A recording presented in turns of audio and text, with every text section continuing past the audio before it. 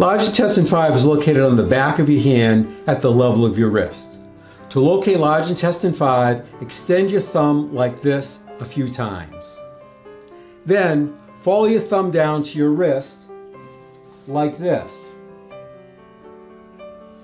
You'll be between two tendons. Push in to find a point that is sensitive, sore, tender, or painful. That is large intestine 5. Activate this point by rubbing it quickly 5 times. Take a break for count of 5 and repeat 4 more times. It might look like this.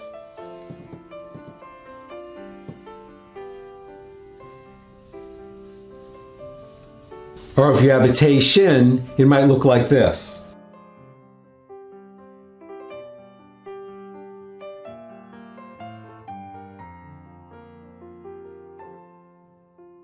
Now find and activate large intestine 5 on your other hand.